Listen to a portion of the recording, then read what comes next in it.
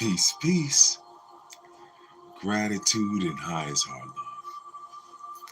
Welcome to the live YouTube reading of The Ways of White Folks by Langston Hughes. I'm your moderator and narrator, Uriel Neveu. So, here we go. Chapter 7. The Blues I'm Playing. The Blues I'm Playing. Osceola Jones, pianist, studied under Philip in Paris. Mrs. Dora Ellsworth paid her bills. The bills included a little apartment on the left bank and a grand piano. Twice a year, Mrs. Ellsworth came over from New York and spent part of her time with Osceola in the little apartment. The rest of her time abroad she usually spent at Biarritz or Juan Le Pen's, where she would see the new canvases of Antonio Bas, young Spanish painter who also enjoyed the patronage of Mrs. Ellsworth.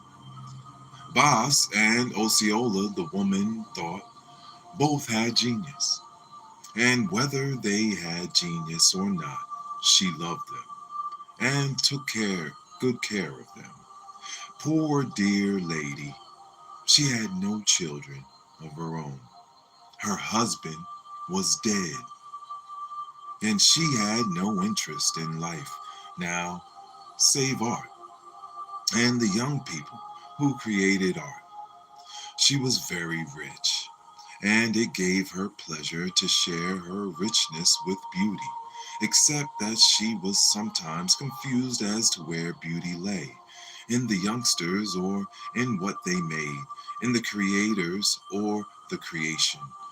Mrs. Ellsworth had been known to help charming young people who wrote terrible poems, blue-eyed young men who painted awful pictures.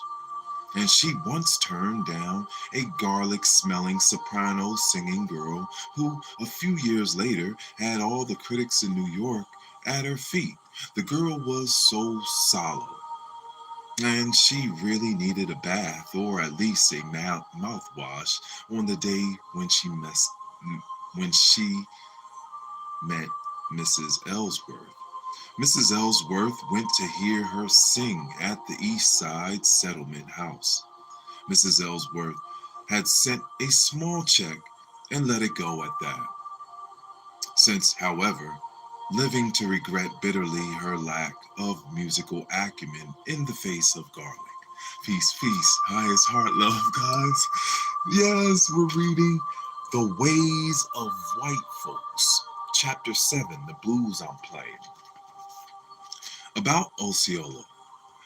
Though there had been no doubt, the Negro girl had been highly recommended to her by Orman Hunter, the music critic, who often went to Harlem to hear the church concerts there, and had thus listened twice to Osceola's playing.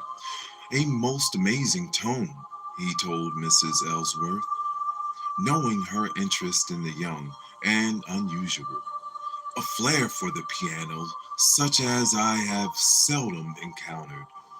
All she needs is training, finish, polish, a repertoire. Where is she? Asked Mrs. Ellsworth at once. I will hear her play. But by the hardest, Osceola was found. By the hardest, an appointment was made for her to come to East 63rd Street and play for Mrs. Ellsworth. Osceola had said she was busy every day. It seemed that she had pupils, rehearsed a church choir, and played almost nightly for colored house parties or dances. She made quite a good deal of money. She wasn't tremendously interested, it seemed, in going way downtown to play for some elderly lady she had never heard of, even if it was the request did come from the white critic, Orman Hunter, via the pastor of the church whose choir she rehearsed, and to which Mr. Hunter's maid belonged. Peace, peace. Highest heart love, guys. Thank you. We're reading Langston Hughes, The Ways of White Folks. We're in chapter 7, page 101 at the top. It was finally arranged, however, and one afternoon, promptly on time, Black Miss Osceola Jones rang the doorbell of White Mrs. Dora Ellsworth's gray stone house just off of Madison. A butler who actually wore brass buttons opened the door, and she was shown upstairs to the music room. The butler had been warned of her coming. Orman Hunter was already there, and they shook hands in a moment. Mrs. Ellsworth came in, a tall, stately, gray-haired lady in black with a scarf that sort of floated behind her. She was tremendously intrigued at meeting Osceola, never having had before amongst all her artists a black one, and she was greatly impressed that Orman Hunter should have recommended the girl. She began right away treating her as a protege. That is, she began asking her a great many questions she would not dare ask anyone else at first meeting, except a protege. She asked her how old she was, and where her mother and father were, and how she made her living, and whose music she liked best to play, and was she married, and would she take one lump or two in her tea, with the lemon or cream. After tea, Osceola played. She played the Rachmaninoff prelude in C sharp minor. She played from the Licit Etudes. She played the St. Louis Blues. She played Ravel's Pavane pour un enfant du défunte. And then she said she had to go. She was playing that night for a dance in Brooklyn for the benefit of the Urban League. Mrs. Ellsworth and Orman Hunter breathed. How lovely! Peace, peace, everyone. Thank you. Thank you. Thank you for reading with us. Again, Langston Hughes, The Ways of White Folks, Chapter 7. Mrs. Ellsworth said, I'm quite overcome, my dear. You play so beautifully. She went on further to say, you must let me help you. Who is your teacher? I have none now, Osceola replied. I teach pupils myself. Don't have time for, don't have time anymore to study, nor money either. But you must have time, said Mrs. Ellsworth, and money also. Come back to see me on Tuesday. We will arrange it, my dear. And when the girl had gone, she turned to Orman Hunter for advice on piano teachers to instruct those who already had genius and need only to be developed. 2. Then began one of the most interesting periods in Mrs. Ellsworth's whole experience in aiding the arts. The period of Osceola for the Negro girl, as time went on, began to occupy a greater and greater place in Mrs. Ellsworth's interests, to take up more and more of her time, and to use up more and more of her money.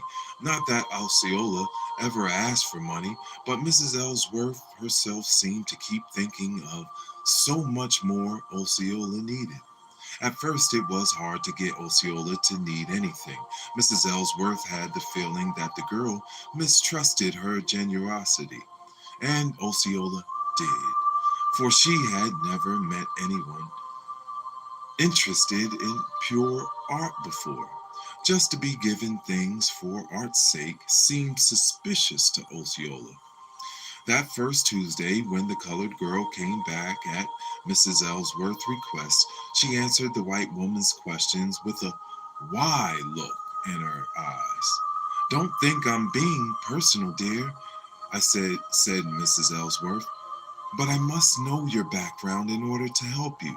Now tell me." Osceola wondered why on earth the woman wanted to help her. However, since Mrs. Ellsworth seemed interested in her life's history, she brought it forth so as not to hinder the progress of the afternoon, for she wanted to get back to Harlem by 6 o'clock. Born in Mobile in 1903. Yes, ma'am. She was older than she looked. Papa had a band is her stepfather. That is her stepfather. Used to play for all the lodge turnouts, picnics, dances, barbecues. You could get the best roast pig in the world in Mobile.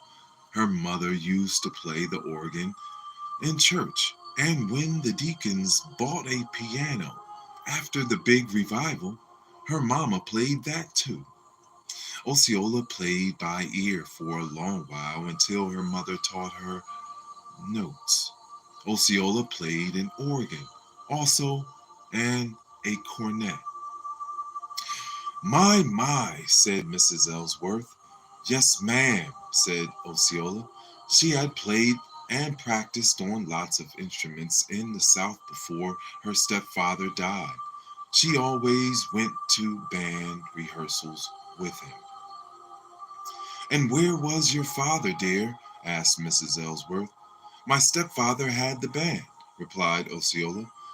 Her mother left off playing in the church to go with him traveling in Billy Curson's minstrels. He had the biggest mouth in the world, Curson's did, and used to let Osceola put both her hands in it at the same time and stretch it. Well, she and her mama had and steppapa settled down in Houston. Sometimes her parents had jobs and sometimes they didn't. Often they were hungry. But Osceola went to school and had a regular piano teacher, an old German woman who gave her what technique she had today. "A fine old teacher," said Osceola. "She used to teach me half the time for nothing. God bless her." "Yes," said Mrs. Ellsworth. "She gave you an excellent foundation." "Sure did, but my steppapa died, got cut, and after that, Mama didn't have no more use for Houston, so we moved to St. Louis. Mama got a job playing for the movies in the Market Street Theater, and I played for a church choir and saved some money and went to Wilberforce. Studied piano there too. Played for all the college dances. Graduated, came to New York, and heard Rachmaninoff and was crazy about him. Then Mama died, so I'm keeping the little flat myself. One room is rented out. "Is she nice?" asked Mrs. Ellsworth. "Your roomer." "It's not a she," said Osceola. "He's a man. I hate women roomers." "Oh," said Mrs. Ellsworth. "I should think all roomers would be terrible." "He's right nice," said Osceola. "Name's Pete Williams." "What does he do?" asked Mrs. Ellsworth. "A Pullman porter," replied Osceola. "But he's saving money to go to med school. He's a smart fellow." But it turned out later that he wasn't paying Osceola any rent.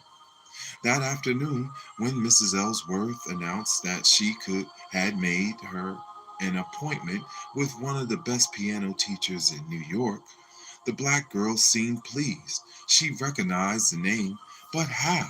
She wondered, would she find time for study with her pupils and her choir and all? Thank you guys so much for reading. Peace, peace.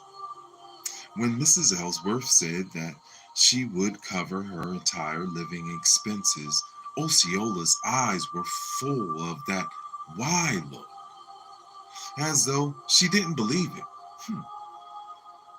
I have faith in your art, dear, said Mrs. Ellsworth at parting.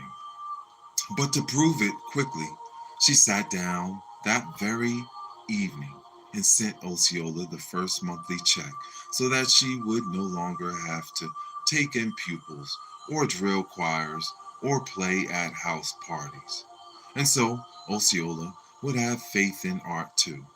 That night, Mrs. Ellsworth called up Ormond Hunter and told him what she had done, and she asked if Mr. Hunter's maid knew Osceola, and if she supposed that that man roaming with her were anything to her. Ormond Hunter said he would inquire.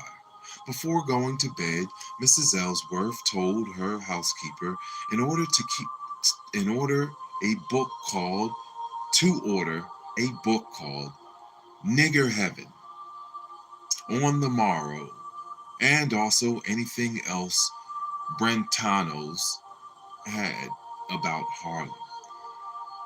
She made a mental note that she must go up there sometime, for she had never yet seen that dark section of New York, and now that she had a Negro protege, she really ought to know something about it. Mrs. Ellsworth couldn't recall ever having known a single Negro before in her whole life, so she found Osceola fascinating, and just as black as herself was white. Mrs. Ellsworth began to think in bed about what gowns would look best on Osceola. Her protege would have to be well dressed. She wondered, too, what sort of a place that girl lived in, and who that man was who lived with her. She began to think that really Osceola ought to have the place to herself. It didn't seem quite respectable. When she woke up in the morning, she called her car and went by her dressmakers. She asked the good woman what kind of colors looked well with black. Not black fabrics, but black skin. I have a little friend to fit out, she said. A black friend, said the dressmaker. A black friend, said Mrs. Ellsworth. 3. Some days later, Ormond Hunter reported on what his maid knew about Osceola. It seemed that the two belonged to the same church, and although the maid did not know Osceola very well, she knew what everybody said about her in the church. Yes, indeedy, Osceola were a right nice girl, for sure, but it certainly were a shame she were giving all her money to that man that stayed with her, and that she was practically putting through college so he could be a doctor. Why, gasped Miss Ellsworth, the poor child is being preyed upon. It seems to me so, said Ormond Hunter. I must get her out of Harlem, said Mrs. Ellsworth. At once. I believe it's worse than Chinatown. She might be in a more artistic atmosphere, agreed Ormond Hunter. And with her career launched, she probably won't want that man anyhow. She won't need him, said Mrs. Ellsworth. She will have her art. But Mrs. Ellsworth decided that in order to increase the rapprochement between Art and Osceola, something should be done now, at once. She asked the girl to come down to see her the next day, and when it was time to go home, the white woman said, I have a half hour before dinner. I will drive you up. I've never been to Harlem. All right, said Osceola. That's nice of you. But she didn't suggest the white lady coming in when they drew up before a rather sad looking apartment house in on 134th Street. Mrs. Ellsworth had to ask, could she come in? I live on the fifth floor, said Osceola, and there isn't any elevator. It doesn't matter, dear, said the white woman, for she meant to see the inside of the girl's life, elevator or no elevator. The apartment was just as she thought it would be. After all, she had read Thomas Burke on Limehouse, and here was just one more of those holes in the wall, even if it was 5 stories high. The windows looked down on slums. Mm. There were only 4 rooms, small as maid rooms, all of them. An upright piano almost filled the parlor. Osceola slept in the dining room. The roomers slept in the bedchamber beyond the kitchen. Where is he, darling? He runs on the road all summer, said the girl. He's in and out. But how do you breathe in here? Asked Mrs. Ellsworth. It's so small. You must have more space for your soul, dear, and for a grand piano. Now, in the village. I do right well here, said Osceola. But in the village, where so many nice artists live, we can get. But in the village, where so many nice artists live, we can get. But I don't want to move yet. I promised my roomer he could stay till fall. Why till fall? He's going to Meharry then. To marry? Meharry. Yes, ma'am. That's a colored medicine school in Nashville. Colored? Is it good? Well, it's cheap, said Osceola. After he goes, I don't mind moving. But I wanted to see you settled before I go away for the summer. When you come back is all right. I can do till then. Art is long, reminded Mrs. Ellsworth, and time is fleeting, my dear. Yes, ma'am, said Osceola. But I gets nervous if I start worrying about time. So Mrs. Ellsworth went off to Bar Harbor for the season and left the man with Osceola. 4. That was some years ago. Eventually, Art and Mrs. Ellsworth triumphed. Osceola moved out of Harlem. She lived on Gay Street, west of Washington Square, where she met Genevieve Taggart and Ernestine Evans and 2 or 3 sculptors and a cat painter who was also a protege of Mrs. Ellsworth. She spent her days practicing, playing for friends of her patron, going to concerts, and reading books about music. She no longer had pupils or rehearsed the choir, but she still loved to play for Harlem house parties for nothing now that she no longer needed the money, out of sheer love of jazz. This rather disturbed Mrs. Ellsworth, who still believed in art of the old school. Portraits that really and truly looked like people, poems about nature, music that had soul in it, not syncopation, and she felt the dignity of art. Was it in keeping with genius, she wondered, for Osceola to have a studio full of white and colored people every Saturday night, some of them actually drinking gin from bottles and dancing to the most tom tom like music she had ever heard coming out of a grand piano? She wished she could lift Osceola up bodily and take her away from all that for art's sake. So in the spring, Mrs. Ellsworth organized weekends in the upstate mountains where she had a little lodge and where Osceola could look from the high places at the stars and fill her soul with the vastness of the eternal and forget about jazz. Mrs. Ellsworth really began to hate jazz, especially on a grand piano. Peace, peace.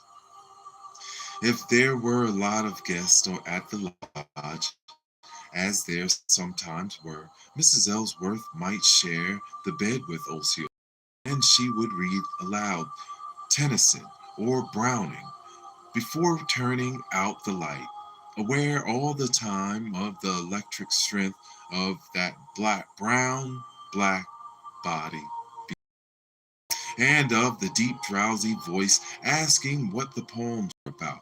And then Mrs. Ellsworth would feel very motherly toward this dark girl, whom she had taken under her wing on the wonderful road of art to nurture and love until she became a great interpreter of the piano. At such times, the elderly white woman was glad her late husband's money, so well invested, furnished her with a large surplus to devote to the needs of her proteges, especially to Osceola, the blackest and most interesting of all. Why the most interesting? Mrs. Ellsworth didn't know, unless it was that Osceola really was talented, terribly alive, and that she looked like nothing Mrs. Ellsworth had ever been near before. Such a rich velvet black and such a hard young body. The teacher of the piano raved about her strength. She can stand a great career, the teacher said. She has everything for it. Yes, agreed Mrs. Ellsworth, thinking, however, of the Pullman porter at Meharry. But she must learn to sublimate her soul. So for 2 years then, Osceola lived abroad at Mrs. Ellsworth's expense. She studied with Felipe, had a little apartment on the left bank, and learned about Debussy's African background. She met many black Algerian and French West Indian students too, and listened to the interminable arguments ranging from Garvey to Picasso to Springer to Jean Cocteau, and thought they all must be crazy. Why did they or anybody argue so much about life or art? Osceola merely lived and loved it. Only the Marxian students seemed so sound to her, for they at least wanted people to have enough to eat.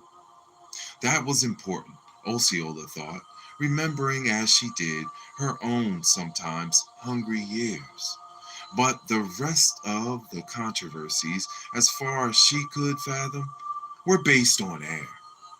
Osceola hated most artists too, and the word art in French or English.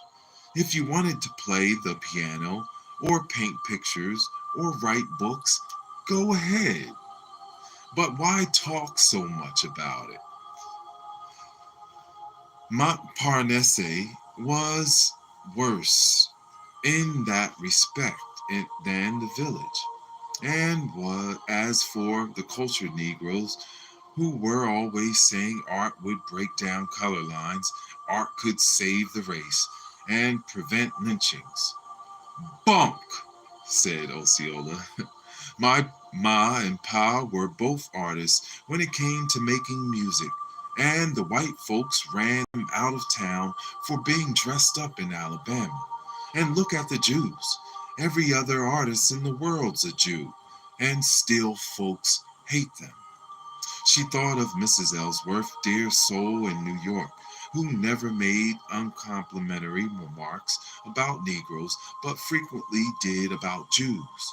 Of little Menuhin,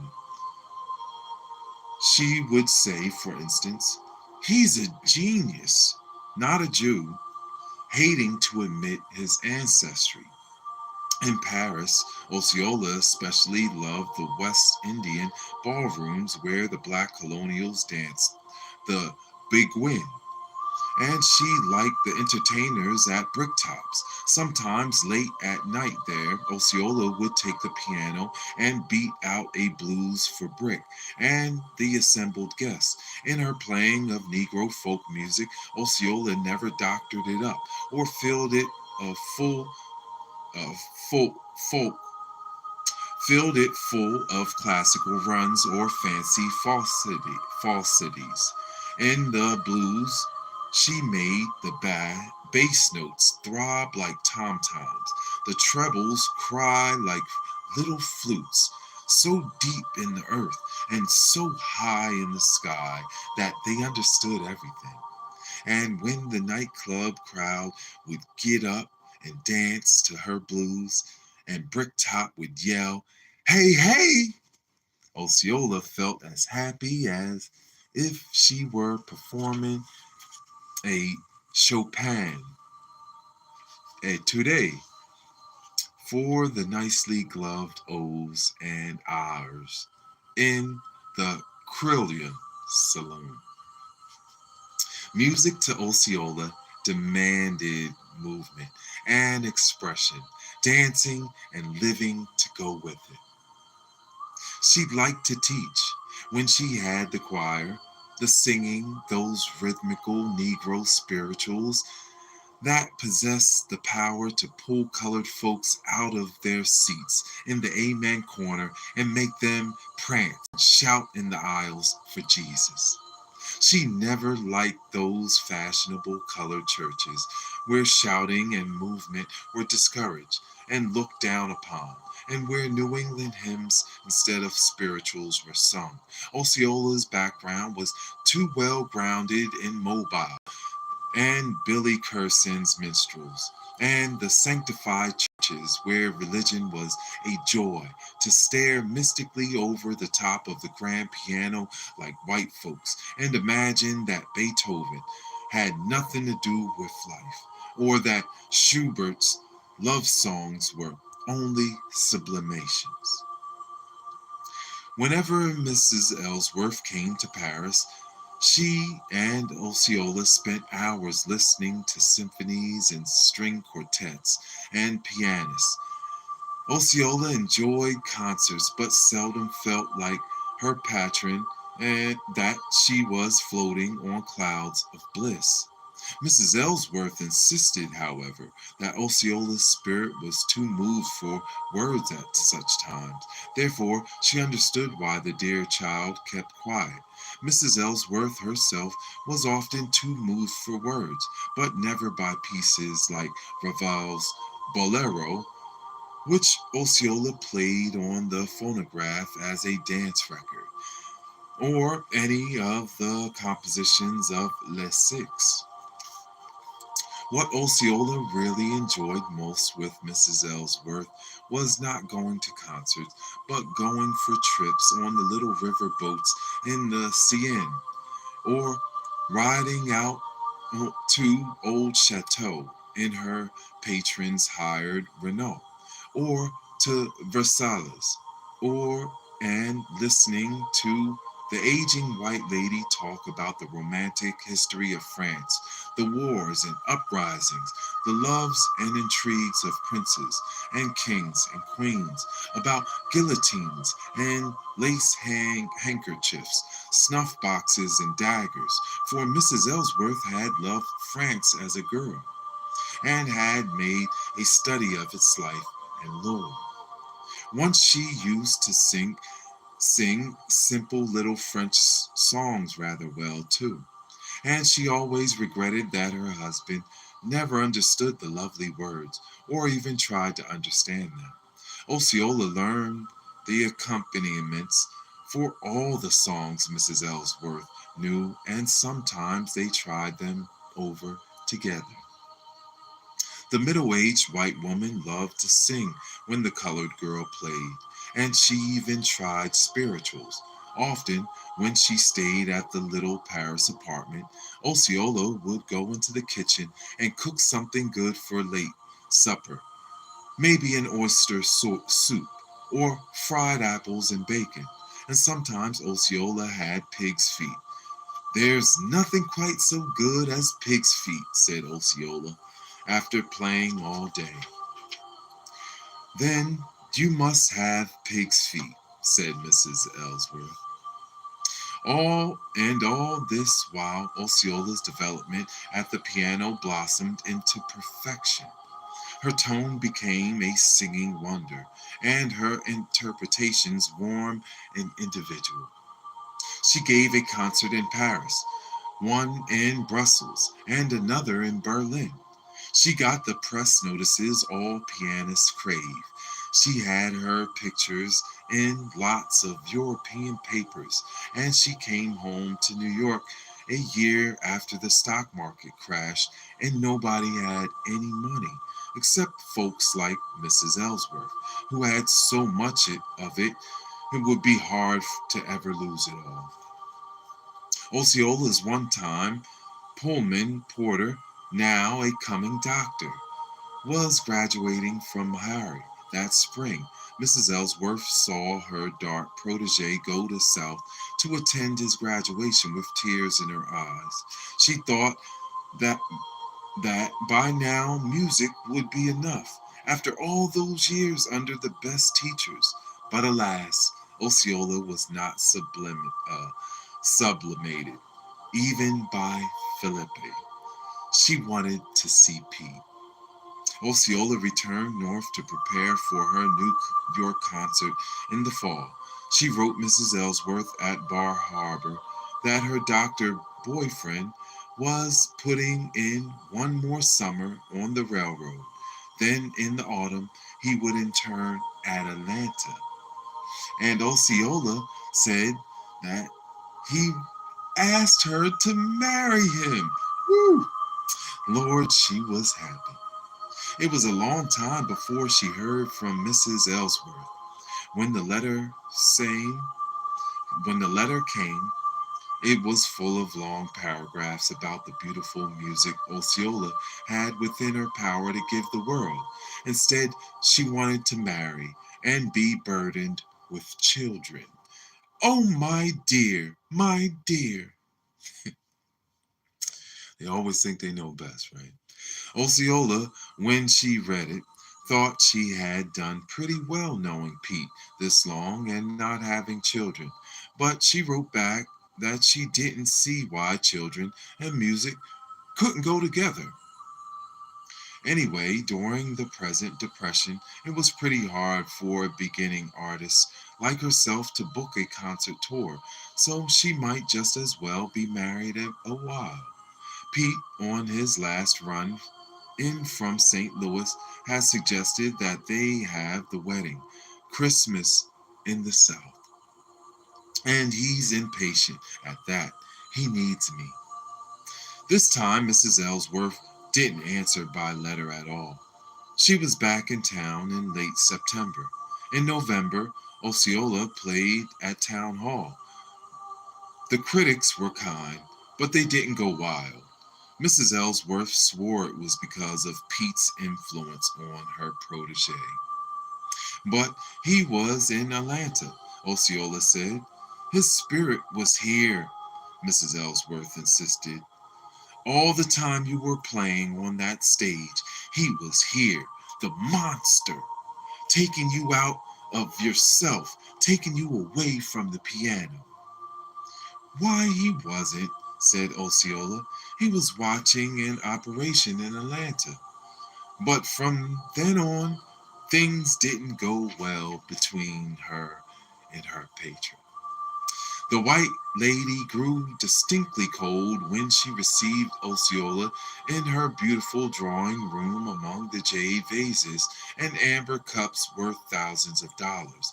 When Osceola would have to wait there for Mrs. Ellsworth, she was afraid to move for fear she might knock something over that would take 10 years of her Harlemite's wages to replace if broken.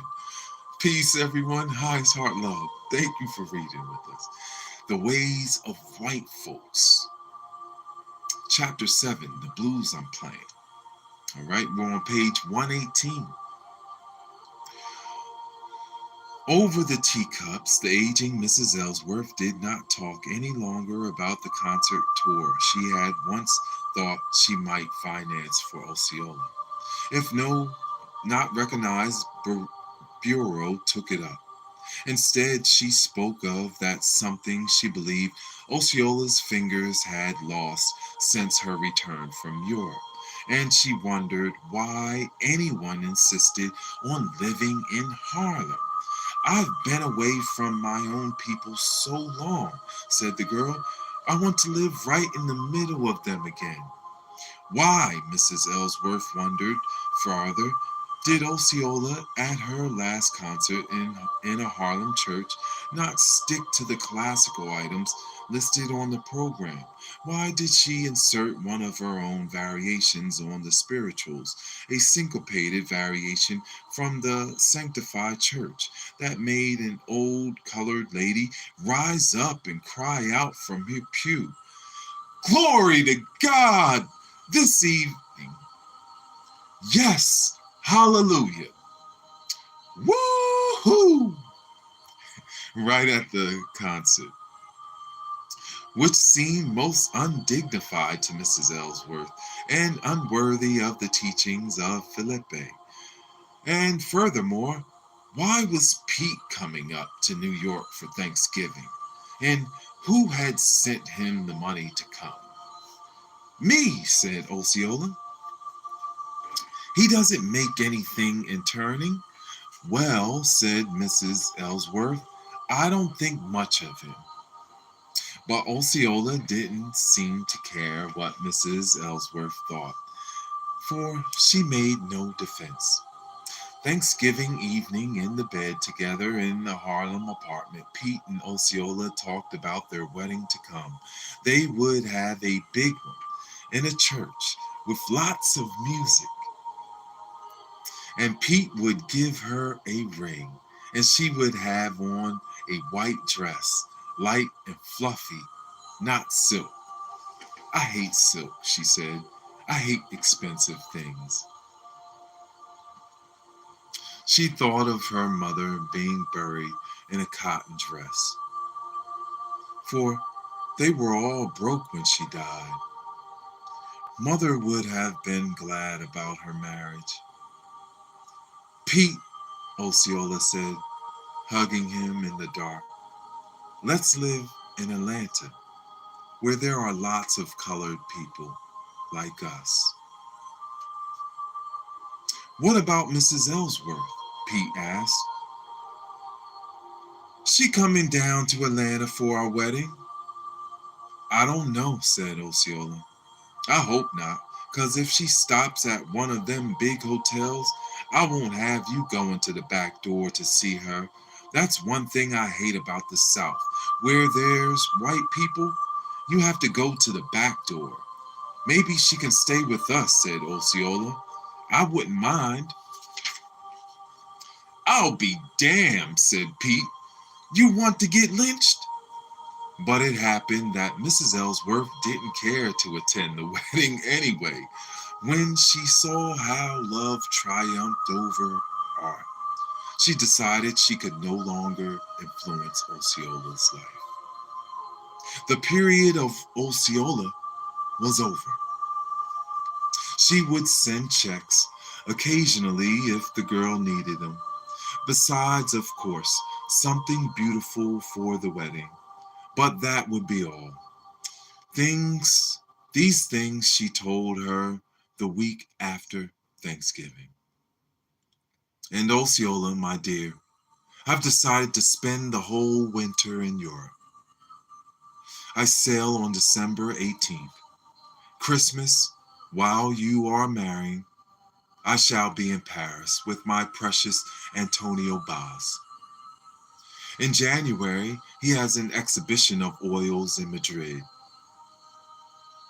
And in the spring, a new young poet is coming over whom I want to visit in Florence, to really know Florence. A charming white-haired boy from Omaha whose soul has been crushed in the West.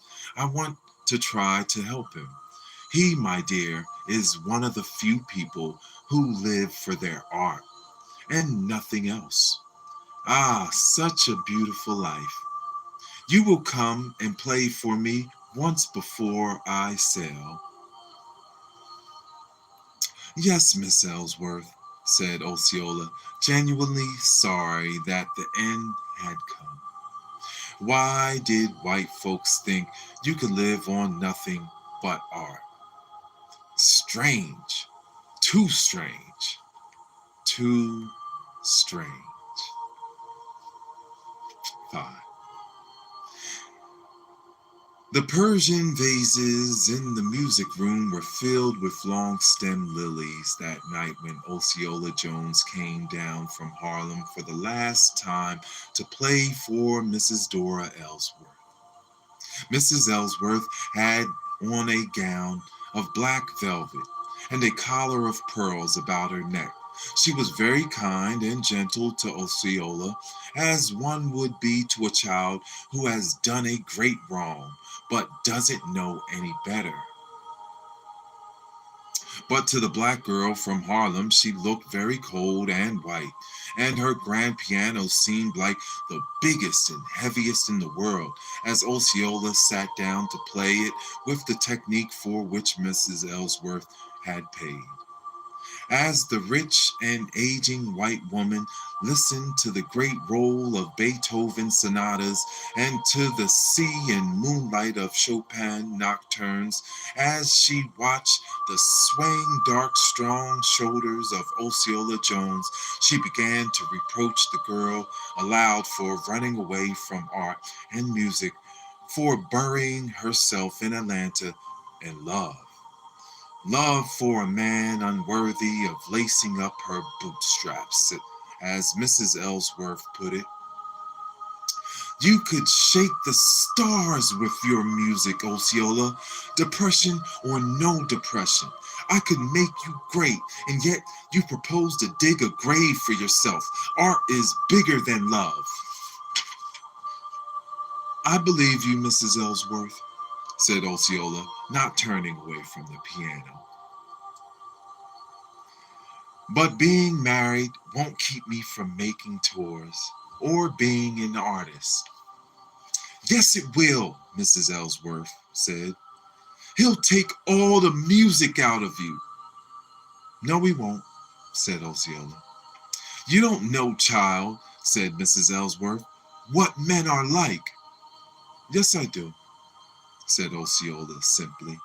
Her fingers began to wander slowly up and down the piano keyboard, flowing into a soft and lazy syncopation of Negro blues, a blues that deepened and grew into roll-licking jazz, then into an earth-throbbing rhythm that shook the lilies in the Persian vases of Mrs. Ellsworth's music room, louder than the voice of the white woman who cried that Osceola was deserting beauty, deserting her real self, deserting her hope in life. The flood of wild syncopation filled the house, then sank into the slow sinking blues with which it had begun. The girl at the piano heard the white woman saying, is this what I spent thousands of dollars to teach you? No, said Osceola simply. This is mine. Listen, how sad and gay it is. Blue and happy, laughing and crying. How white like you and black like me.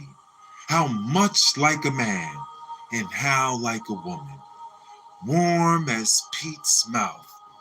These are the blues I'm playing. Mrs. Ellsworth sat very still in her chair, looking at the lilies trembling delicately in the priceless Persian vases, while Osceola made the bass notes throb like tom-toms deep in the earth. Oh, if I could holler, sang the blues, like a mountain jack. I'd go up on the mountains sang the blues, and call my baby back. And I, said Mrs. Ellsworth, rising from her chair, would stand looking at the stars.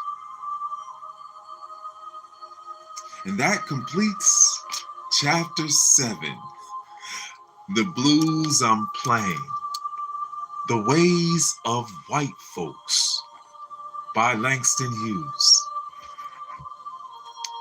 Much love and honor. Thank you for reading with me. Hi, it's Heart Love. Thank you, thank you, thank you. The story of Osceola playing the piano, playing her art, and choosing love. They don't always know best, right? They always think they know best. The ways of white folks.